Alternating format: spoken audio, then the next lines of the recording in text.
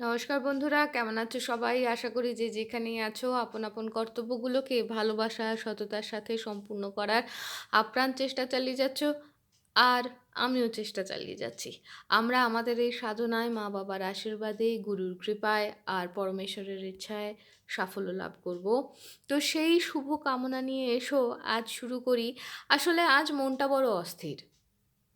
কিছু আম এমন কিছু জিনিস দেখেছি বা এমন কিছু জিনিসের সাক্ষী থেকেছি যেগুলো মনকে বড় নাড়া দিয়ে গেছে। তো তখন ভাবলাম যে মনকে কি করে শান্ত করি? মনকে শান্ত করার চেষ্টায় হঠাৎ দেখি আমার এক আমার এক ছোট্ট ছাত্রী সে আমাকে কিছু আম বলার জন্য আমাকে আমার কাছে কিছু কি বলবো সংবাদ বা বার্তা পাঠিয়েছিল। তার সঙ্গে কথা বলতে, বলতে বুঝলাম সেই ছোট্ট মেয়েটিও তার মতো করে তার জীবনে সংঘর্ষ করে চলেছে। আমি হয়তো তার চেয়ে একটু বেশি দেখেছি কিছুদিনের জন্য। তখন ভাবলাম আমার মা-বাবা তো আমার চেয়ে আরও অনেক বেশি দেখেছেন। আরও অনেক বেশি ওঠাপড়া দেখেছেন। আরও অনেক বেশি সুকৃতি আর বিকৃতি দেখেছেন। আমি এইটুকুনি বিকৃতি দেখেই এত কষ্টে পড়ে গেলাম।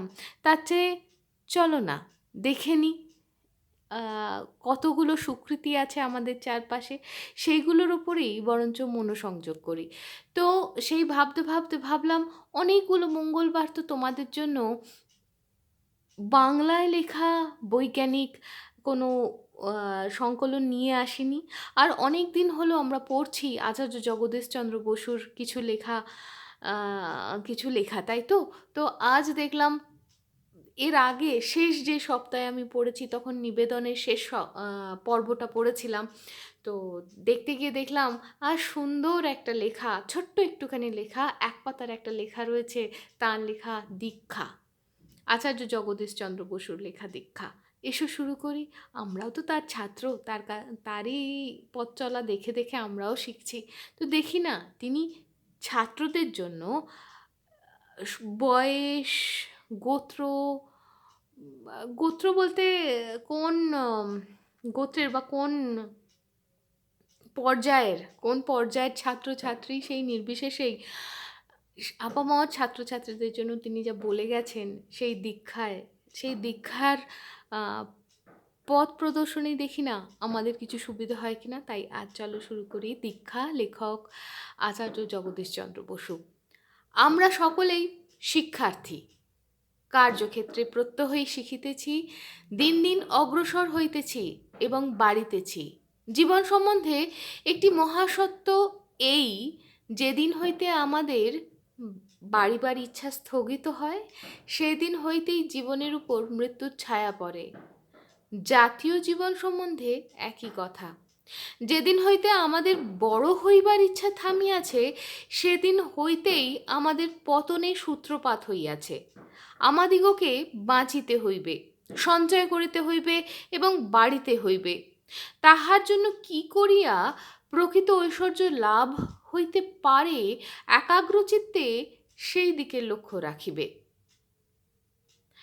দ্রোণাচার্য শিষ্যগণের পরীক্ষার্থ জিজ্ঞাসা করিয়াছিলেন, গাছের উপর যে পাখিটি বসিয়া আছে তাহার চক্ষুই লক্ষ্য, পাখিটি কি দেখিতে পাইতেছ? অর্জুন উত্তর করিলেন, না, পাখি দেখিতে পাইতেছি না, কেবল তাহার চক্ষু মাত্র দেখিতেছি।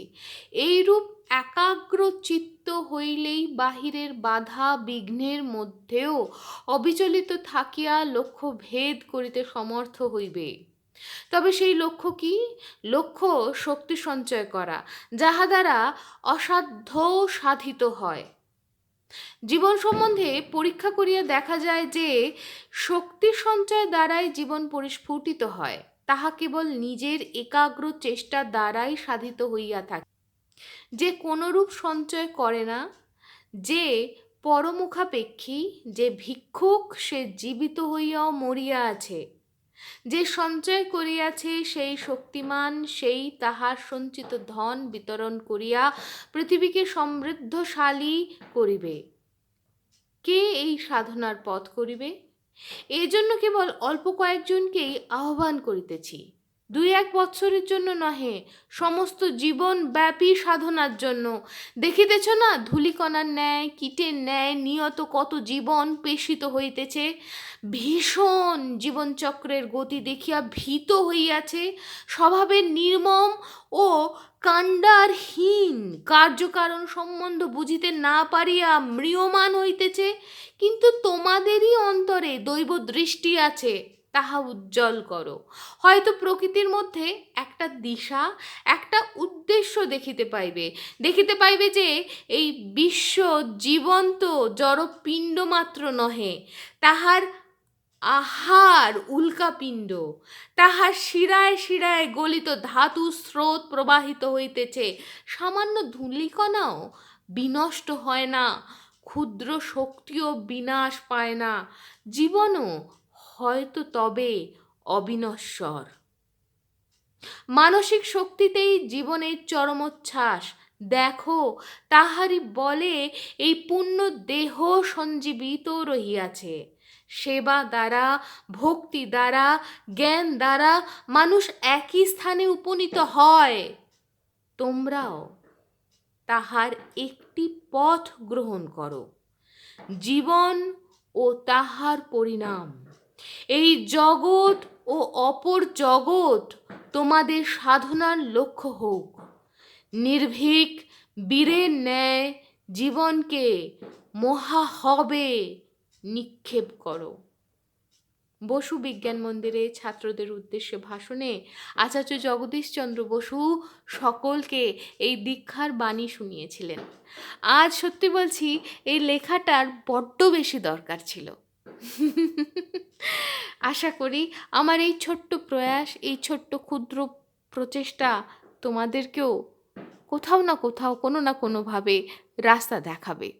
যেমন আমায় দেখালো, তোমাদেরকে শোনাবার জন্য আমি রাস্তা দেখতে পেলাম, যে হাল ছেড়ো না বন্ধু বলার মতো ক্ষমতা পেলাম। কতক্ষণ পাবো, কতক্ষণ করতে পারবো জানি না, কিন্তু চেষ্টা যদিও শেষ হবে না। হেরে গেলে আবার শুরু করব, জিতে গেলে আবার নতুন শুরু করব, আর একটা অধ্যায়। এই তো চাই, তাই না? কারণ জগদীশচন্দ্র বসু উনি তো বলেছেন সারা জীবনের সাধনা। তাহলে আজ এই অবধি।